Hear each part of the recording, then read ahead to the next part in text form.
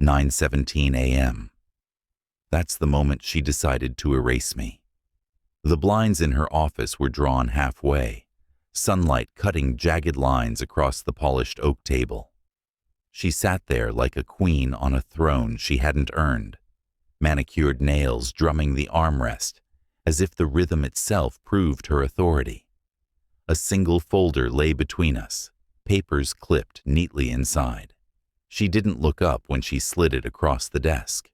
Her voice was flat, rehearsed, as if she'd practiced the words in a mirror. "You're too old to keep up. We need someone who wasn't born in the Dark Ages. My name is Michael Keaton.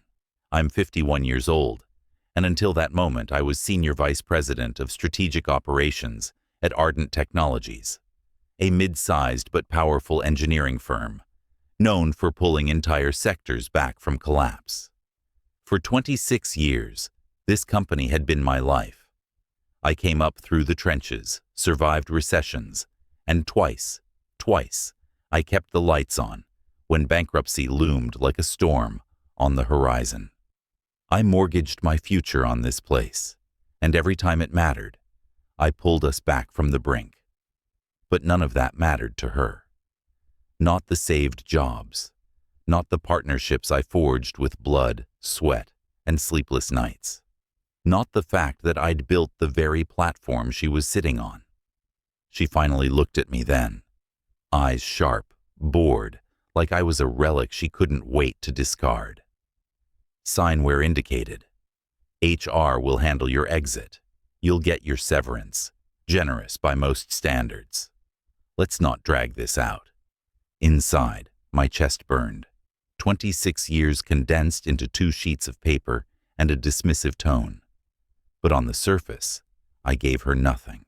No flinch, no protest. I reached out, steady as ever, and pulled the folder closer. My reflection caught in the glossy table. A man with a graying beard, a crisp suit, and the kind of face carved by long hours and longer loyalties. I studied it like it belonged to someone else. She mistook my silence for defeat. That was her first mistake. I thought about the first time I walked into Ardent Technologies. I was 25, raw, hungry, and willing to burn myself down to build something bigger. Back then, the company was 3 months from collapse, payroll hanging by a thread. I found a loophole in our debt structure, negotiated terms with a bank president who swore he'd never deal with us again, and saved the place. People called me a miracle worker. I called it survival. Years later, during the second collapse, I sold half my retirement fund to buy us enough time to restructure. Nobody knew. Not the press. Not even the CEO. Certainly not his daughter. And now here she was, telling me I belonged to the Dark Ages. I signed the line with deliberate strokes, no hesitation. Then I closed the folder, slid it back toward her, and extended my hand. She hesitated for just a second, long enough for me to see that flicker of discomfort in her eyes, before she took it. Her grip was cold, limp, a performance of power that didn't reach the bone. I smiled. She thought it was resignation. "You'll do fine," I said, my voice calm, steady. I stood, adjusted my tie, and walked toward the door. I could feel her relief in the silence, the weight of her assumption that she'd buried me. But as I stepped into the hallway, I felt something else rising inside me. Not rage, not grief. Something sharper, clarity. The board would panic soon. They didn't know it yet, but they would. Because Ardent Technologies didn't run on her vision or her father's legacy. It ran on the foundations I'd laid, the deals I'd brokered, the secrets I'd kept buried so the company could breathe. I knew where the bodies were buried, figuratively and literally. Offshore accounts, shell companies, falsified audits, things I'd cleaned, covered, or concealed at her father's request. She thought she'd fired an old man who couldn't keep up. She hadn't fired me. She'd unleashed me. I walked down the hallway, past the photographs of Ardent's so-called victories, each one a monument to sacrifices nobody remembered. My hand brushed against the briefcase I carried, leather worn from years of use. To her, it was just an accessory of a corporate relic. She never considered what might be inside. They thought I left defeated. What I carried in my briefcase said otherwise. The house was silent, except for the steady hum of my old desktop. It wasn't sleek or modern like the machines lining Ardent's offices, but it had one advantage they never understood: control. I built it piece by piece over the years, insulated every drive, stripped it from the grid, and wired it into a private network I kept buried behind layers of encryption. I trusted it more than I trusted most people. Tonight, as the glow of the monitor painted the walls of my home office, I leaned back in the chair and let the silence stretch. Out there, they thought I was finished. In here, I was just getting started. On the desk beside me, a half-empty mug of coffee had gone cold, forgotten hours ago. Domestic life carried on in fragments, laundry folded in the next room, the faint ticking of the kitchen clock, the hum of the refrigerator cycling. But here, behind the locked door, I lived in another world, a place of numbers and shadows, where loyalty was measured, not by years served, but by what you were willing to bury. The first time Ardent Technologies was on the brink, nobody believed we'd make it. Vendors were clawing at unpaid invoices, banks circling like vultures, employees whispering about walking out. The CEO, her father, had no answers. He was drowning. I was the one who found a loophole in our revolving credit line, leveraged personal collateral, and engineered a silent bailout. He called it a miracle. I called it survival. Years later, when the second collapse loomed, he would have gone to prison without me. I falsified reports, shifted numbers across offshore accounts, and made debts vanish like smoke. He wept in my office after that one, promised me I was family. Family doesn't fire you with 2 sheets of paper. Family doesn't let their daughter treat you like an outdated relic. I pulled up the first set of encrypted folders and typed in a key I hadn't touched in years. The screen filled with documents, thousands of them. Audit trails, hidden contracts, confidential communications, the kind of information that could level a company, shatter reputations, and end careers in a single keystroke. I scrolled slowly, each file a reminder of the role I'd played, the silent hand that kept Ardent alive, while others basked in the credit. My eyes landed on a series of flagged emails.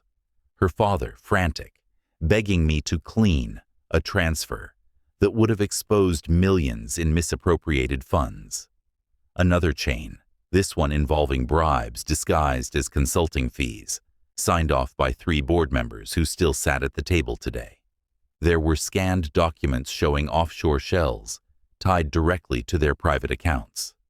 I remembered drafting some of those agreements myself, using language dense enough to confuse auditors, but clean enough to slip through a legal review. They never suspected I kept copies. The daughter thought she was firing an old man. What she didn't realize was that I held the company's spine in my hands. Every dirty deal, every buried debt, every secret her father swore would never see daylight lived inside this machine. They called me a strategist. In truth, I was their undertaker, burying corpses so the empire could stand. I clicked deeper into the archive. Spreadsheets bled across the screen, numbers arranged like surgical incisions. This wasn't just evidence, it was a map of their rot. Offshore accounts in the Caymans, invoices to companies that didn't exist, a trail of signatures that led straight to her. She was reckless where her father was cautious. She'd already begun moving money, consolidating power, tightening her grip. Firing me wasn't about efficiency. It was about silencing the one person who knew exactly how fragile her empire really was. I leaned back, rubbed my temples, and let the glow of the screen wash over me. One release of a single file would have ruined them. I could have pushed a button, sent an anonymous drop to the SEC or the press, and watched the entire company implode overnight. It would have been quick, devastating, impossible to recover from. But that would have been mercy, and mercy was off the table. I sipped the coffee, grimaced at the bitterness, and turned back to the monitor. The files weren't just ammunition. They were a symphony, each note building toward a crescendo. The trick wasn't to fire them all at once. The trick was to play them in order, let the tension build, let the fear set in, until the moment of collapse wasn't a thunderclap, but an inevitability. Outside the office, the world carried on in its quiet rhythm. Inside, I watched the digital ghosts flicker across the screen. Ghosts I had created, ghosts they had tried to forget. They thought I was gone. They thought I was powerless. They were wrong. The silence of the house felt heavier as I closed the folder and sat back in the chair. I could feel the weight of the secrets pressing against me, daring me to unleash them. My hands hovered over the keyboard, but I pulled back. Not tonight. Timing was everything. For now, the files would remain in their vault. I would wait, I would plan, and when the moment came, there would be no escaping it. Mercy had ended with my signature on those termination papers. What came next would be something else entirely. I used to believe sacrifice was noble, that every late night, every sleepless weekend, every moment stolen from my family was an investment in something larger than myself. But sacrifices only matter if someone remembers them. Mine were forgotten the moment she slid those papers across the desk. I thought of my son's graduation, the one I missed because I was on the other side of the country, convincing a bank president not to shut off our credit line. He walked across that stage without me, diploma in hand, while I was in a sterile boardroom shaking hands with men who despised me but respected my leverage. I told myself it was worth it. I told myself he'd understand one day. He never did. Then there was the time payroll was 2 days from collapse, and the CFO admitted we had nothing left. Not even enough to cover half the staff. I mortgaged my own home, signed papers in the dark of night, and wired the funds so the company could keep breathing. I told my wife it was temporary, that the risk would pay off. She left 3 months later. Said she was tired of being second place to a company logo, and the CEO himself, her father, he was no saint. The man made mistakes so catastrophic they could have landed him in a cell. I cleaned those up too, fabricated reports, redirected funds, smoothed the rough edges until regulators looked away. He cried in my office once, swore he owed me his life. He did. Then he handed the keys to his daughter, and the first thing she did was cut me loose. But firing me wasn't enough. She wanted to erase me. And that's when I discovered just how deep her betrayal ran. I've had eyes and ears in Ardent's walls for over a decade. At first it was precaution, small recorders hidden in boardrooms, microphones tucked in vents, cameras wired through servers no one knew existed.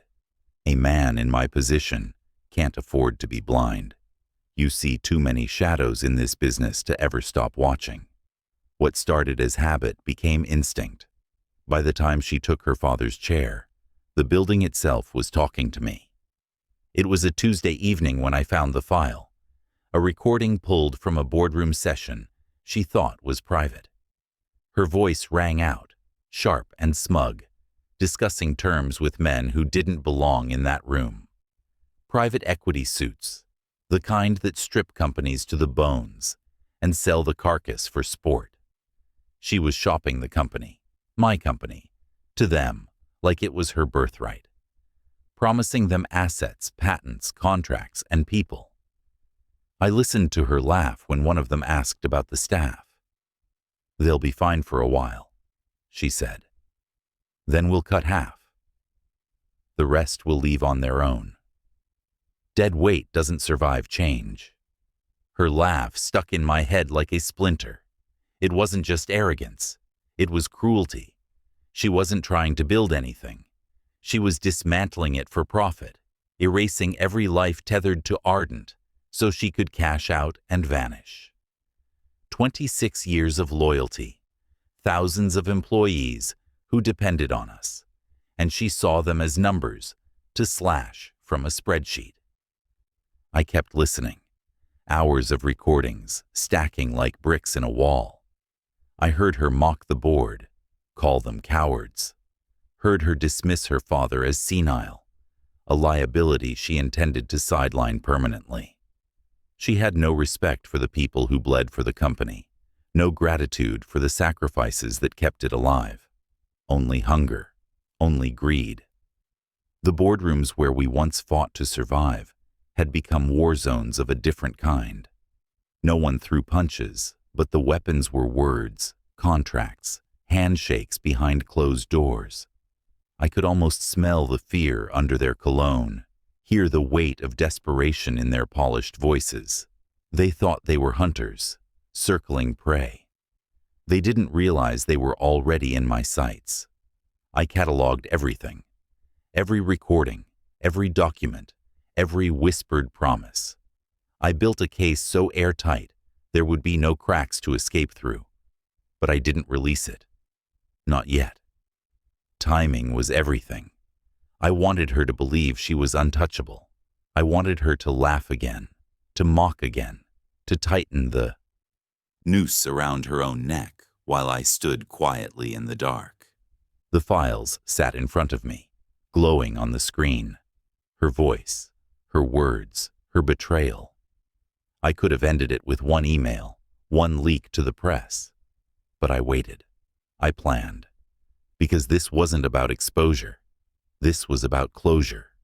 They didn't realize every room they plotted in was already wired. And I was listening. I became a ghost the day she signed my termination papers. No office, no badge, no title.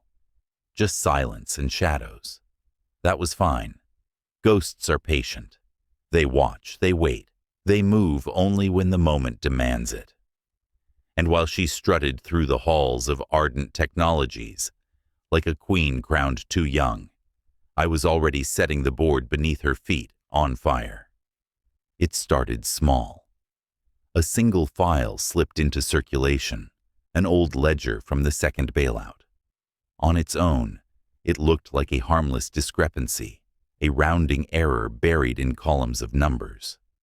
But it was enough to make a junior analyst at one of our partner firms raise an eyebrow and quietly flag it. Word of the anomaly spread the way it always does, down whispered hallways and into worried meetings. She brushed it off as legacy issues from the old regime. She smirked as she said it, thinking I was the ghost of a bygone era trying to haunt her. That was exactly the point. The next fragment was an email. Not a direct accusation, not even a smoking gun, just an innocuous internal memo she'd signed 2 years ago, authorizing a shell account. I altered nothing, simply embedded metadata in the headers that pointed toward inconsistencies. Anyone with half a brain and too much curiosity would dig deeper. The deeper they dug, the more threads they found. By then, it no longer mattered whether she suspected me. The suspicion itself was corrosive. She didn't stay quiet. She never could. At a press briefing, cameras flashing in her face, she laughed when a reporter asked about persistent rumors of accounting irregularities. Her voice dripped with contempt. Michael Keaton is bitter. He's obsolete. He's chasing ghosts because he can't keep up with the future. We're stronger than ever. and no one will stop what we're building." The board applauded her bravado. The market smiled at her confidence. But behind closed doors, they began to sweat.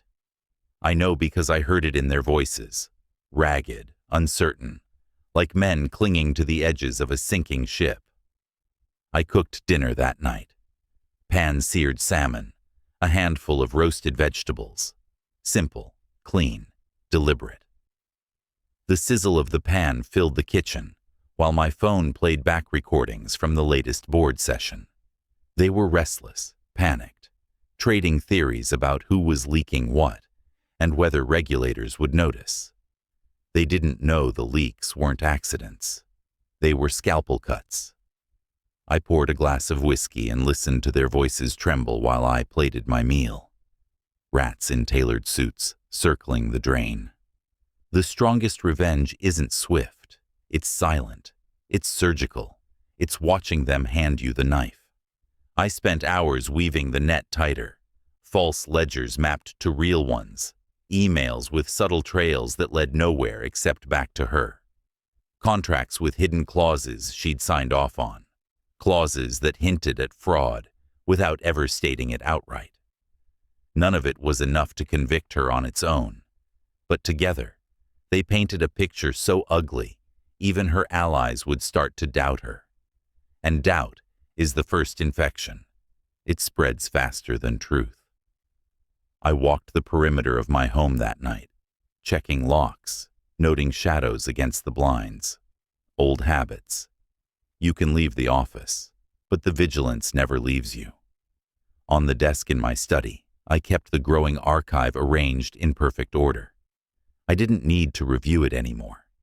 I knew every file, every timestamp, every whisper. But still, I opened the folders and let my eyes trace the lines like a priest reciting scripture. She thought I was obsolete.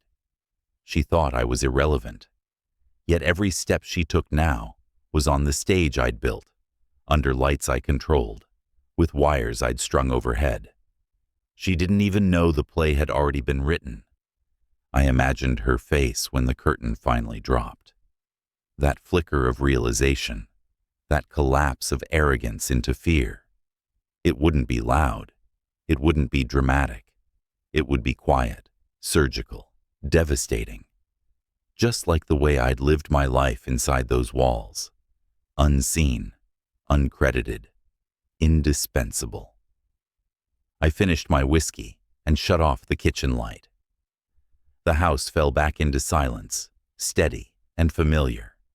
Outside, the world moved obliviously forward, people walking sidewalks, cars humming down streets, lives unbothered by the war brewing inside a corporate tower. But I felt it building, pressing, sharpening. The pressure was almost unbearable, but I held it. Patience is a weapon. Tomorrow at 8 a.m. the board meets, and by 8:05 she'll be finished.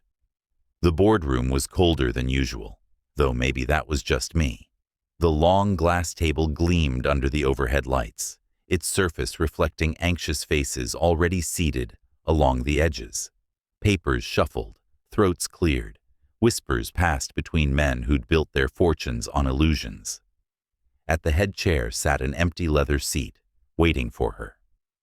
I arrived early, placed my briefcase neatly on the table, and folded my hands. No spectacle, no announcement, just presence. At 8 o'clock on the dot, she walked in, radiant, smug, dressed in a sharp navy suit that screamed power and entitlement. Her heels clicked across the polished floor, as though she was marching on conquered land. She didn't even glance at me. To her, I was already dead weight, a ghost clinging to relevance. She smiled at the board, confident, rehearsed, dripping with charm. "Gentlemen," she said, "let's make this quick." I unlatched the briefcase. The sound cut through the room like a trigger cocking. Heads turned. Her smile flickered for the first time. I slid the first folder across the table. "Offshore accounts," I said, my voice calm, detached. Hidden transfers authorized by you. Cayman, Luxembourg, Singapore, all tied back to your personal signature. She laughed. Too loud, too forced. This is ridiculous. I pushed the next folder forward. Contracts, shell companies, agreements she'd signed with her father's shaky blessing, structured to siphon money through straw corporations. Each page bore her initials, bold and undeniable. Fraud, I said. The word landed heavy. The laughter stopped. Her eyes darted toward the board members, seeking reassurance. None came. They leaned forward, eyes narrowing, studying the pages like men seeing their own death warrants. I pressed play on a recorder. Her voice filled the room, sharp and arrogant, promising private equity firms the company's assets, mocking employees as expendable. Then came the laugh, the same one I'd heard in my study. High, cruel, dripping with contempt. The sound of betrayal, made flesh. Silence followed.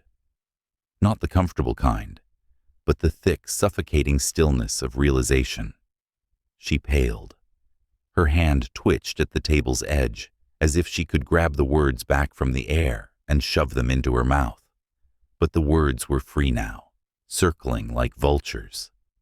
I leaned forward, my tone sharper, faster, each revelation a hammer striking steel. Here are the falsified audits. Slam. Here are the bribes disguised as consulting fees. Slam. Here's the memo where you outlined the layoffs before the sale. Slam. She opened her mouth, but nothing came out. The board erupted, questions flying, voices cracking, panic rising. They turned on her like wolves suddenly smelling blood. Did you authorize this? Is this your signature? What were you thinking? She tried to stammer a defense, words tripping over each other, but it was too late. The evidence was stacked high, undeniable, overwhelming. The tide had shifted, and she was drowning. A vote was called. Quick, ruthless, final. Hands raised around the table, one after another, until every eye landed on me. They didn't ask for my vote. They didn't need to. By then, the outcome was carved in stone. She was finished. I delivered the final blow, my voice even. Regulators have already been notified. Your accounts are frozen. The investigation begins this afternoon. You won't be walking away with a parachute. You won't be walking away at all. Her chair screeched as she stood. For the first time, the mask slipped. The arrogance shattered. She looked at me, not with triumph, not with dismissal, but with hatred. Pure, sharp hatred. You did this, she spat. I held her gaze, calm, silent, unmoved. She fired me with a smile. I ended her with silence. When it was over, I walked out of that boardroom without fanfare. The morning sun poured through the glass windows of the lobby, warm against my face, almost blinding after the cold blue light of betrayal. I stepped outside, inhaled the crisp air, and let the weight of 26 years slide off my shoulders. Betrayal is older than boardrooms. It's written in family blood, whispered in lovers' beds, signed in contracts inked with lies. It corrodes trust, devours loyalty, and turns sacrifice into ash. And revenge. It isn't justice. It's the echo that lingers after silence. I walked down the steps, briefcase in hand, the city humming around me as if nothing had happened. People hurried past, coffee cups in hand, unaware that an empire had just collapsed behind me. I didn't look back. The story was finished. What remained was only the lesson, a truth as old as time itself. Trust carefully.